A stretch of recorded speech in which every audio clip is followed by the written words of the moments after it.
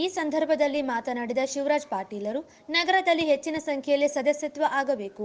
ಪ್ರತಿ ಬೂತ್ ಮಟ್ಟದಲ್ಲಿ 200 ಜನ ಸದಸ್ಯತ್ವ ಗುರಿಯೊಂದಿಗೆ ಕೆಲಸ ಮಾಡಬೇಕಿದೆ.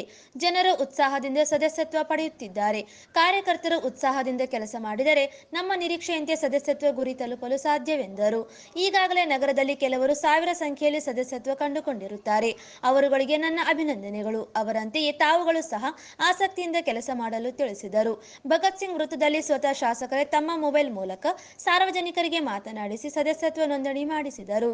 ಈ ಸಂದರ್ಭದಲ್ಲಿ ಬಿಜೆಪಿ ನಗರ ಮಂಡಲ ಅಧ್ಯಕ್ಷರಾದ ಊಟ್ಕೂರು ರಾಘವೇಂದ್ರ, ಜಿಲ್ಲಾ ಪ್ರಧಾನ ಕಾರ್ಯದರ್ಶಿ ಜಿ ಶಂಕರರೆಡ್ಡಿ, ಆರ್ಡಿಎ ಮಾಜಿ ಅಧ್ಯಕ್ಷ ರಾಜಕುಮಾರ್, ನಗರ ಪ್ರಧಾನ ಕಾರ್ಯದರ್ಶಿಗಳಾದ ಕಡಗೋಳು ರಾಮಚಂದ್ರ, ವಿಜಯಕುಮಾರ್ ಸಜ್ಜನ್, ಪಲಗುಲು ನಾಗರಾಜ್ ಮತ್ತು ಯಲ್ಲಾಪುರ ನರಸಪ್ಪ, ಸುಲೋಚನಾ ಆಲ್ಕೂರು, ಮಲ್ಲಿಕಾರ್ಜುನ್ ಗಣೇಕಲ್, ಬಿ ನಾಗರಾಜ್, ಸತ್ಯಪ್ಪ, ಶಂಕರಪ್ಪ ಸೇರಿದಂತೆ ವಾರ್ಡ್ ನಂಬರ್ 8, 9, 10, 11 ಒಟ್ಟು 4 ವಾರ್ಡ್ಗಳ ಬೂತ್ ಅಧ್ಯಕ್ಷರು, ಪ್ರಮುಖರು ನೋಂದಣಿ ಕಾರ್ಯಕ್ರಮದಲ್ಲಿ ಭಾಗವಹಿಸಿದ್ದರು.